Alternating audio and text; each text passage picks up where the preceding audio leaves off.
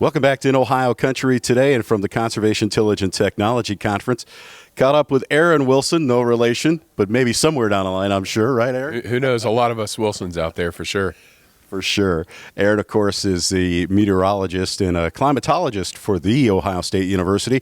Aaron, when we talk about the weather, last year the big thing was the drought. So what did we learn from the drought last year, and maybe some techniques that we can use moving forward?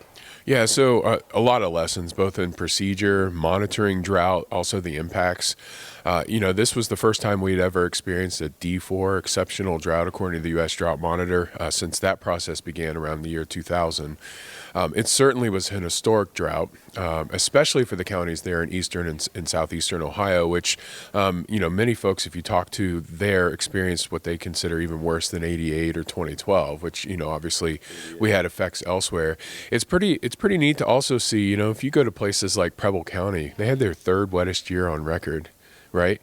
So you don't have to go very far from places like Jackson, Guernsey, Noble County to get to Preble County in western Ohio, and you have big differences between the driest year and the wettest year on record. So we know that precipitation can be, highly variable across the surface, and last year was something that really proved that.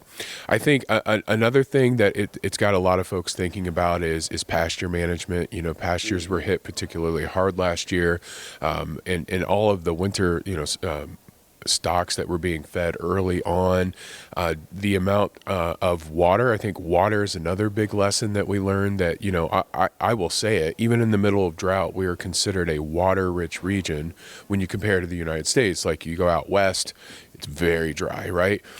However, we can't take that water for granted. And I think the drought reminds us that we should be thinking about, in agriculture, a good, robust water management, whether that's thinking about some of the things we're talking about this week from conservation, no-till, conservation tillage, cover crops, can that help improve controlled drainage structures? How does it fit in with our nutrients and erosion, keeping soils and nutrients in place? All of that, as we continue to battle really this swing back and forth between extremely wet and extremely dry, how can we, improve our farm management to help build some, risk resilience to those issues? Correct me if I'm wrong, but I know that there are strong aquifers here in the Buckeye State that help keep us water rich. Some of those ancient rivers that run from Columbus down to the Ohio River underground. What do we need to do to, first off, am I correct in saying that we have some rich aquifers? And number two, how do we protect them? Yeah, so it really, we have different systems of, hydrologic systems across the state. In southeast Ohio, where we had the big drought, it's a lot of the surface water. And whereas, in central Ohio, water's a little bit more robust. Of course, after the 88 drought, we put a lot of infrastructure in to help with reservoirs and making sure that, municipalities and areas have that water. But I think being mindful that we can't take it for granted. One of the things, a lot of the research, and we've had a couple talks here this week, and I know you've probably talked to Vinayak Shetakar about some of the drought management or irrigation aspects. And, that's a big question I think farmers might be asking as we head into the future. Is there a role for more or increased irrigation? But what will that do to those water sources that we're talking about? So we see that out west, with the big aquifers in the Central Plains and kind of the pressure that those water resources have on the long-term effects of drawing down that water for ag, but other uses as well. So, these are big, complex questions that take a lot of thinking and a lot of coordination and planning as we think about the future. Twice, not once, but twice, you had to mention 1988. 100-degree temperatures in the summertime there, and I'm shooting video for manure spreaders. That's every time you mention 1988, it brings back bad memories for me. Sorry, Aaron. No, it's one of the pivotal events of my meteorological career. It was something that I was just fascinated by. It was the first big drought. I had lived in Florida before that, in Ohio, then Florida, then back. So it was hurricanes in Florida, and then come back in 88, we had the drought. And that was something I was just mesmerized by. The effects. We had a small, half acre of some corns, beans, tomatoes, those sorts of things. But big impacts, right? Droughts have big impacts. And so we're always going to deal with drought. And I think water management is the key. Let's talk about the data that we were able to draw from 2024 drought and what we can do moving forward. Any new instrumentation, any ways of applying that data, and the benefits of what we've learned from that terrible event. Yeah, when it comes to data, you know, I think one of the key topics of my kind of winter talks this year is really explaining the U.S. Drought Monitor process, because I think it up until 2000, we relied on a single drought index called the Palmer Drought Severity Index. It really helped us look at drought over a long period of time. It was created by a scientist named Palmer back in 1965.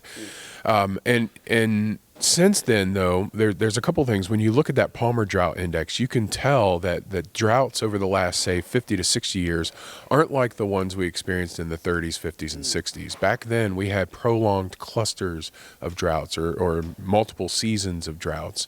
And since then, we've had relatively less magnitude of those long-term droughts, and we have more short-term, really intense droughts in an otherwise moistening regime. We're getting wetter. So how do we deal with these rapid oscillations between extremely wet and extremely dry? So that's what the data is showing us, and that we're having to deal with things like 2012, following 2011, which is the wettest year in Ohio's history back to 1895. Very similar this year. We had a very wet spring. We had folks in Northwest Ohio, for instance, that were delayed, right, getting in last year. But I would argue that last year's spring conditions allowed probably ag to avoid even worse outcomes last year had we not had that early season March, April rainfall. So timing is really important. We know that last year's data kind of reaffirms that for us. And it also, I think, again, back to that process of the U.S. Drought Monitor, I want folks to realize that as a state monitor, kind of the coordinator for the state, it is important for us to understand what are those local impacts that are happening in Guernsey County, Noble County, and to be able to get that information to our national author who draws that map, a single national author that draws that map each week. We can be the eyes and the ears on the ground to show what those impacts are so that our farmers' stories and those impacts get into that U.S. Drought Monitor on a weekly basis.